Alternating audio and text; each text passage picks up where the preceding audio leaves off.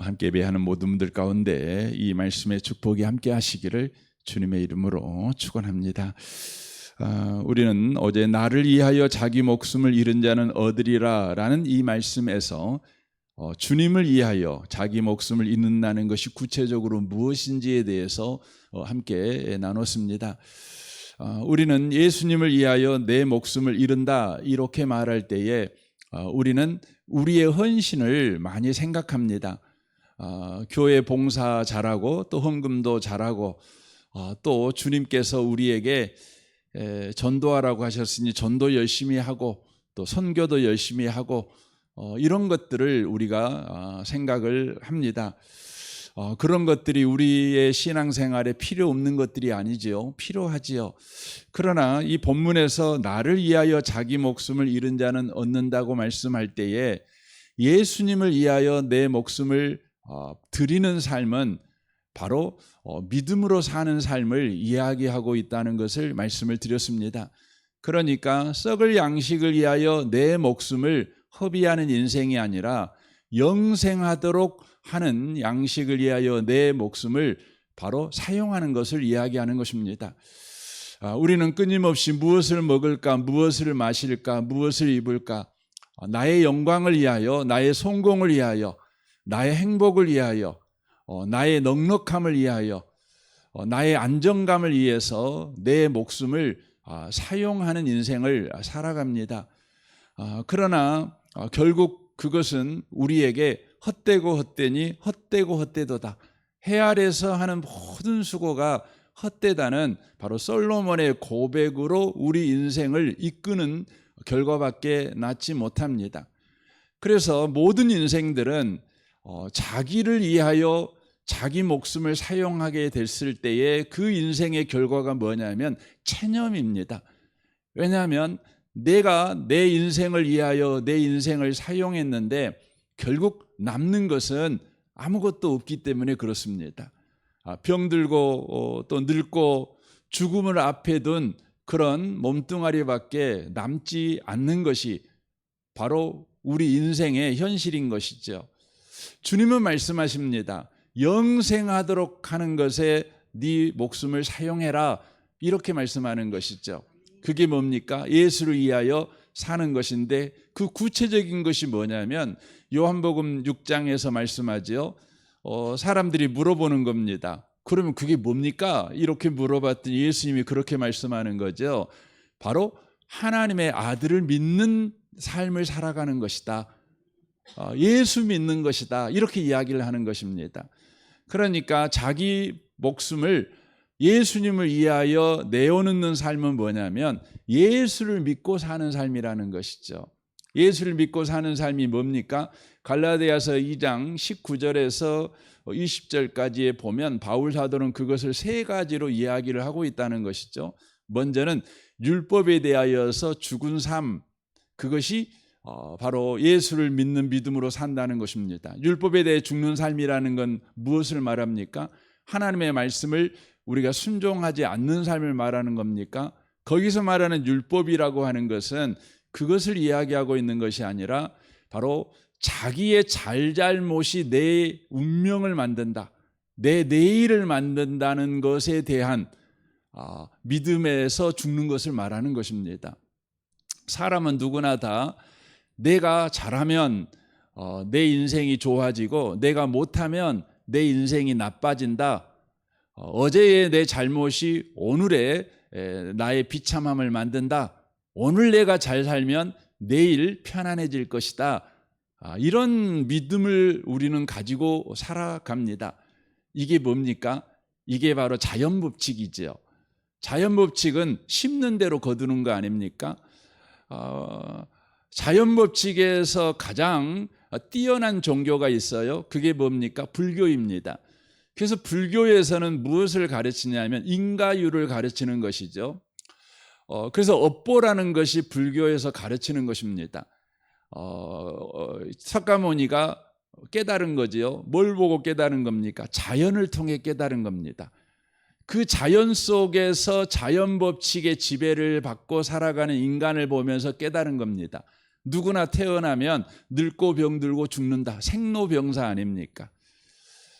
이게 자연의 지배 속에 사는 인간. 봄에 씨를 뿌린 사람은 여름에 그 씨가 자라는 걸 보게 될 것이고, 가을에 거두는 기쁨을 누리게 될 것이고, 겨울에는 안락하게 사는 자가 될 것이다.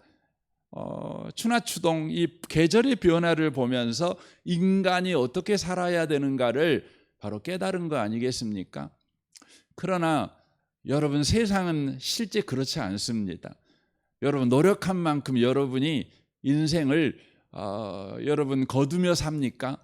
여러분, 예수만큼 여러분의 인생이 열매를 경험하고 삽니까? 그렇지 않습니다. 여러분, 인생은요, 아무리 애를 써도 그 마지막이 뭐예요? 죽음 앞에 서는 겁니다. 아무리 여러분 비타민 잘 먹고 아침에 조깅하고 또 헬스클럽 가갖고 2시간씩 근육 만들기 하고 좋은 음식만 먹고 좋은 환경에서만 살고 그렇게 여러분 살아도요, 여러분 그 사람이 결국 어디 앞에서요? 여러분 80 먹고 90 먹고 100살 먹으면 다 죽음 앞에 서는 겁니다. 여러분, 인간은 애쓴만큼 보람이 있는 인생을 사는 게 아닙니다. 아무리 애써도요, 여러분 안 되는 겁니다. 여러분, 놀라운 소식이 있어요. 여러분, 예수 믿는 사람은 어떤 법칙의 지배를 받아 살아가요? 로마서 6장에서 말씀하죠. 우리는 법 아래 있지 않고 어디 아래 있다고요? 의뢰 아래 있어요. 우리는 법 아래 있는 사람들이 아니에요. 은혜 아래 있는 사람들이에요. 자연 법칙 아래 있는 사람이 아니에요. 심는 대로 거두는 인생을 살지도 못하면서도 그렇게 살 수 있다는 헛된 믿음을 가지고 사는 인생이 아니에요. 우리는 심지도 않았는데 거두시게 하는 하나님의 은혜의 손 아래서 사는 자들이에요. 그걸 보여주는 놀라운 진리가 있죠. 그게 뭡니까? 예수 믿으면 우리가 구원을 받는다는 거예요. 예수 믿으면 구원을 받는다는 거죠. 이게 말이나 됩니까? 여러분, 예수가 일을 했는데 내가 구원을 받아요. 예수가 십자가에 죽었는데 구원은 내가 받아요. 이게 말이나 됩니까? 내가 십자가에 죽어야 내가 구원받는 거 아닙니까? 사랑하는 성도 여러분, 예수를 믿고 산다는 건 뭐냐면 율법에 대해서 죽은 겁니다. 바로 내 잘잘못이 내 인생을 만든다. 나는 자연법칙 아래 사는 사람이다. 이 믿음에서 우리가 벗어나 나는 하나님의 은혜의 법 아래 있는 사람이다. 이걸 믿는 겁니다. 그래서 바울 사도는 2장 20절에서 뭐라고 말하는 겁니까? 내가 십자가에 못 박혀나니 그런즉 이제는 사는 게 누가 사는 거예요? 예수가 사는 것입니다. 그러니까 내 잘잘못이, 즉 내가 내 인생의 주도권을 갖고 있는 것이 아니라 나는 은혜의 법 아래 살기 때문에 예수가 한 일이 내 인생이 된다는 거예요. 여러분, 이 믿음을 가지고 꼭 사셨으면 좋겠습니다. 이게 믿는 거예요. 그러니까 내가 한 일이 내 인생을 만드는 것이 아니라 예수가 하신 일이 내 인생을 만든다는 거예요. 내 운명이 바로 예수가 하신 일이 내 운명이 된다는 거예요. 이걸 믿고 사는 게 믿음으로 사는 것입니다. 그리고 마지막으로 믿음으로 산다는 게 뭡니까? 나를 사랑하사 나를 위하여 십자가를 지신 하나님의 아들을 믿는 믿음에서 사는 겁니다. 그러니까 여러분에게 일어나는 매일의 수많은 일들이 일어나지 않습니까? 예기치 못한 일도 일어나고 좋을 일도 일어날 수 있죠. 당황스럽게 하는 일도 만날 수도 있고 염려할 수밖에 없는 일을 만날 수도 있죠. 그런데 여러분과 제가 그런 인생을 이렇게 매일매일 살아갑니다. 살아갈 때 어떤 방식으로 살아갑니까? 바로 주님이 나를 사랑해. 여러분에게 어떤 일이 일어나더라도 이것은 주님께서 나를 사랑하시기 때문에, 아니 주님이 나를 사랑하신다는 것을 경험하는 기회로 내게 허락한 일이야, 이 믿음을 가지고 사는 것입니다. 죽을 일을 만난 것이 아니라 하나님이 나를 얼마나 사랑하시는가를 바로 누리도록 하시기 위해서 우리에게 허락된 일이라는 것이죠. 그래서 로마서 5장에서는 이렇게 말씀해요. 우리가 믿음으로 이 은혜에 들어감을 얻었으니라고 이야기됩니다. 그러니까 여러분과 저의 현실은 어떤 일이 일어나도요, 이미 은혜 속에 들어와 있는 현실을 사는 겁니다. 그래서 그 3절에 그렇게 돼 있는 거죠. 내가 환난을 만났는데 기뻐해요. 여러분 말이 됩니까? 거기 성경을 보면 성경이 그 이율배반주의 앞뒤가 안 맞아요. 우리가 은혜 속에 들어갔다는데 그 은혜 속에 들어간 현실이 뭐냐면 환난이에요. 그러니까 그 은혜인데 환난인 거예요. 그래서 환난만 본 사람은 경악하겠지요. 그러나 그것이 은혜인 줄 아는 사람은 뭐예요? 기뻐하겠죠. 여러분 우리나라 조선시대 때는요, 이 사랑이라는 단어를 은혜라는 단어로 썼잖아요. 그래서 사랑합니다 이 말을 은혜합니다 이렇게 썼어요. 참 낭만적이지 않습니까? 그러니까 저와 여러분이 예수를 믿고 구원을 받았다는 것은 우리의 현실이 주님의 사랑의 통치 아래에 있는 현실이라는 겁니다. 은혜의 통치 아래에 있는 현실이라는 것이죠. 그런데 실제 우리의 현실은 환난이죠. 근데 그것이 은혜의 통치 아래에 있는 현실이라는 걸 보여주는 게 뭡니까? 환난이 인내가 연단이 소망을 이룬다는 거예요. 여러분 그 예수 밖에 있는 사람은요, 현실에서 환난을 만나면 환난이 어떻게 사람을 만듭니까? 사람을 비겁하게 만들어요. 사람을 분노하는 사람으로 만들어요. 환난이 사람을 비참한 사람, 누추한 사람, 멸망의 사람 만들어버립니다. 그런데요, 예수 안에 있는 사람은요, 환난이 우리를 만들어요. 어떻게 만들어요? 환난이 인내가 연단은 소망을. 그러니까 여러분 환난을 만나면 사람이요, 정말 예수님을 점점 닮아간다는 거예요. 신비하죠? 왜 그렇습니까? 사랑의 바로 현실, 사랑의 바로 현실을 바로 우리가 살아가기 때문에 그렇습니다. 주님이 나를 사랑해. 이걸 현실에서 경험하는 거죠. 그러니까 제가 말씀을 드렸죠. 동시대를 살았던 오스카 와일드라는 영국의 극작가가 있어요. 그리고 러시아의 도스토옙스키가 있어요. 동시대를 산 사람입니다. 두 사람 다 뭘 경험하냐면 감옥을 경험합니다. 여러분 감옥이 요즘도 살기 어렵지만 여러분 19세기 말에 1800년도에 감옥은 얼마나 비참했겠어요. 얼마나 처참했겠어요. 여러분 영국의 감옥도 참으로 어려웠겠지만 시베리아 감옥은 사실 영국 감옥과 비교할 수 없을 만큼 여러분 힘들었을 겁니다. 살아나온 사람들이 거의 없었을 것입니다. 그런데 오스카 와일드도 감옥에 갔어요. 도스토옙스키도 감옥에 갔어요. 근데 그 결과는 완전히 달랐어요.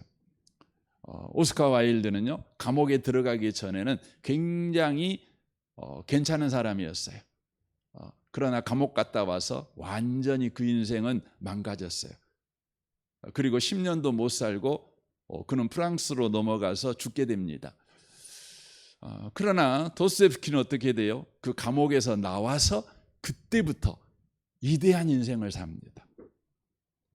나와서 쓴 작품이 뭡니까? 죄와 벌이라는 작품을 쓰는 거죠. 뭐 백치나 악령이나 까르마조프 형제가 이런 놀라운 세계 문학사에 놀라운 책들을 써냅니다. 근데 그 책들의 주제가 다 뭡니까? 바로 예수 그리스도예요. 예수 그리스도예요.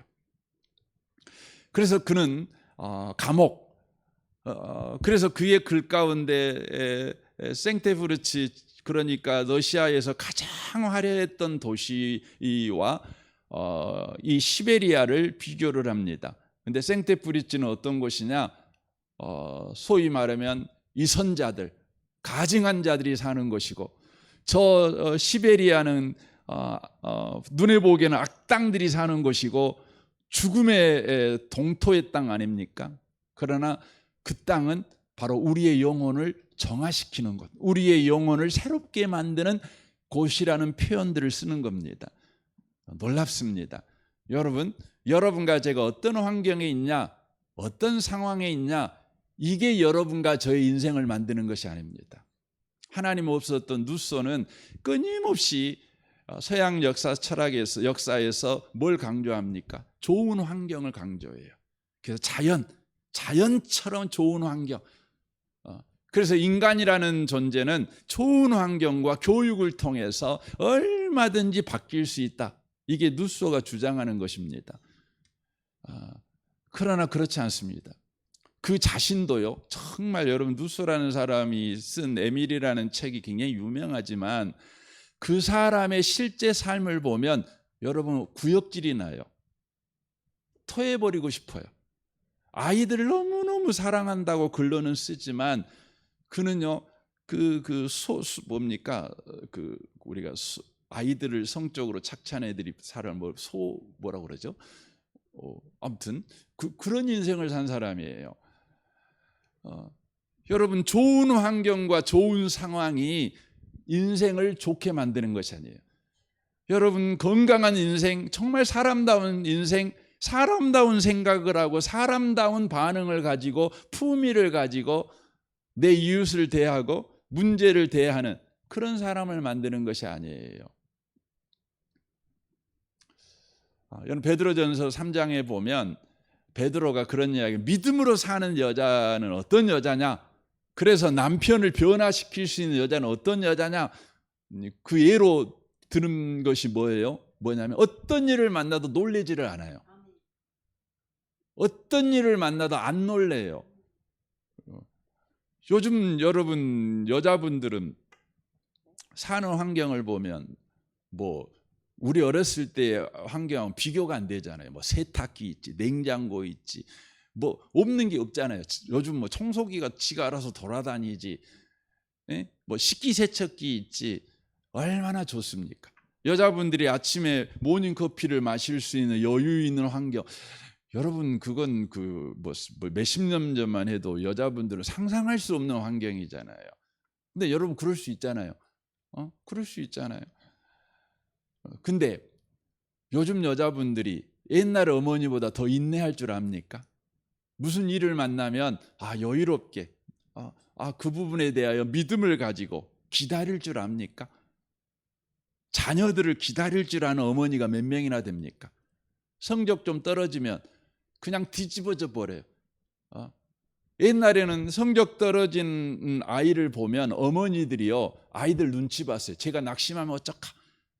그래가지고 없는 밥 만들어가지고 만들어주면서 야, 너 잘할 수 있어? 이렇게 격려. 근데 요즘 애들이 성적 떨어지면 애들이 엄마 눈치 봐요. 왜냐면 애들이 엄마가 알아 누워버려요. 왜 그래요? 환경이 문제가 아니에요.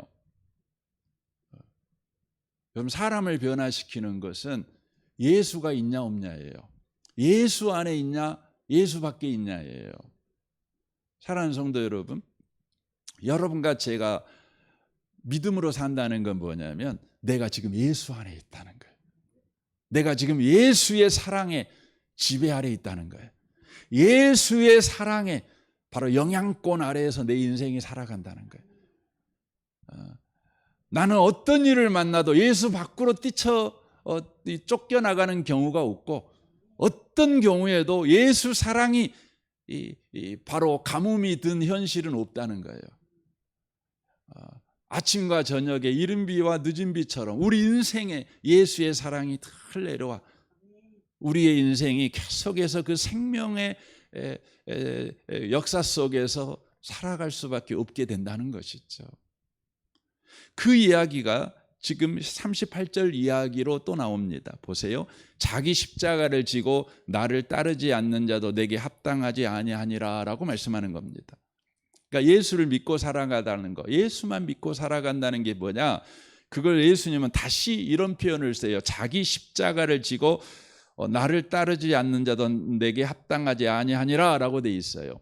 오늘날 십자가는요, 내가 당하는 어려운 일, 이걸 십자가라고 이해하는 분들이 많죠. 물론 그거 십자가일 수도 있습니다. 그러나 오늘 본문이 이야기하는 십자가는 우리가 이해하는 십자가와 조금 다릅니다. 당시의 사람들이 이 성경을 읽었다면 그들이 생각하는 십자가는 어떤 것이었냐면 바로 로마 당국이 반역자나 노예들을 죽이기 위해서 십자가를 그들이 지고 가게 만듭니다. 그러니까 죽기 위해서 지고 가는 십자가, 이걸 생각하는 것이죠. 그래서 여기서 자기 십자가를 지고, 이 말은 당시의 사람들은 자기 죽음을 지고라는 의미로 읽혀지는 겁니다. 왜냐하면 십자가 지고 가면 이제 가서 죽을 거니까요. 그러니까 자기 십자가를 지고 나를 따르지 않는 자, 이 말은 자기 죽음을 지고 주님을 따르지 않는 자는 주님께 합당하지 않대요. 이 말은 어떤 의미냐면요, 여러분 죽음 앞에 딱 서 있잖아요. 내가 당장 죽어요. 5분 후에 죽어요. 5분 후에 죽어요. 그러면 여러분이 죽음 앞에 서면 여러분이 무엇을 의지하겠습니까? 여러분 자신을 의지하겠습니까? 아니에요. 여러분이 죽음 앞에 서면 여러분이 의지할 수 있는 것이 없다면 여러분은 망한 사람이죠. 아니, 여러분을 의지한다는 건 그 사람은 망한 사람이고, 또 의지할 것이 없다면 망한 사람이죠. 또 어떤 허망한 것을 의지하고 있다면 그것도 망한 사람이죠. 그런데 5분 후에 죽음 앞에 섰는데 여러분 예수를 믿어요. 그러면 여러분, 그것이 저와 여러분에게는 구원인 거예요. 그러니까 죽음은 우리의 끝이 아니라 우리에게 영생으로 들어가게 하는 과정에 불과한 것으로 바꿔버리는 거예요. 바로 우리의 현실에 죽음이 앞에 있는데 예수가 개입되자 이 죽음이요, 바로 막창이 아니라 터널이 돼버리는 거예요. 그러니까 자기 십자가를 지고 나를 따르지 않는 자는, 이 말은 뭔 말이냐면 내가 죽음 앞에 섰을 때에 우리가 예수만을 의지하잖아요. 바로 그걸 이야기하는 겁니다.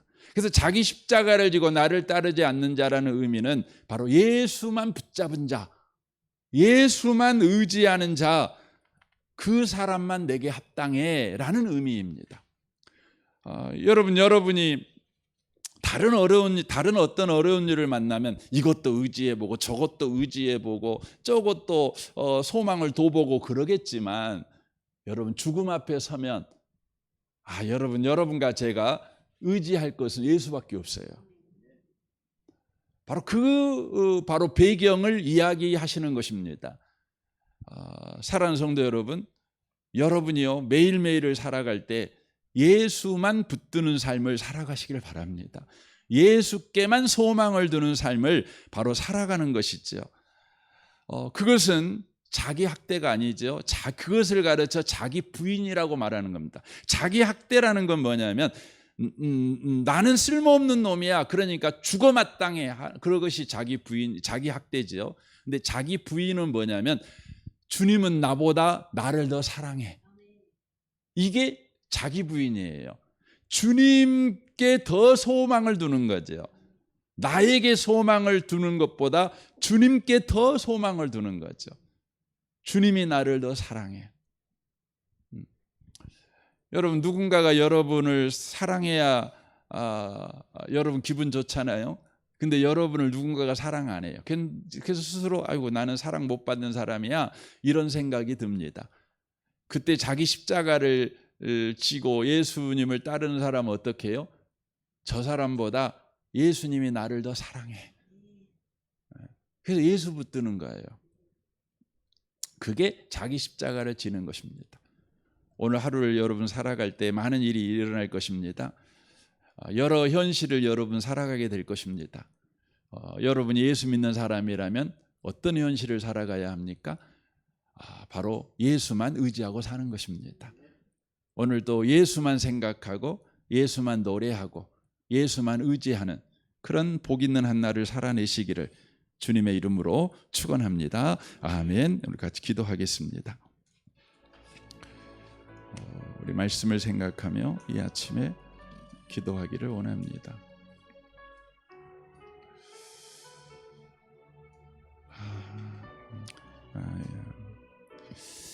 여러분 가정과 직장 생활과 여러분의 관계된 모든 관계를 위해 기도하십시오. 부부 관계, 부모 관계, 자녀 관계, 성도와의 관계, 이웃과의 관계, 직장 동료와의 관계, 관계된 분들을 또한 생각하며 기도하시면 좋겠습니다. 이 나라를 위해서, 이 민족을 위해서, 북한과 열방을 위해서, 특별히 내일은 주일입니다. 주일 예배를 위해서 또 기도하시면 좋겠습니다. 우리 좋으신 주님께 이 아침에 통성으로 구하겠습니다. 기도하겠습니다. 하나님 아버지,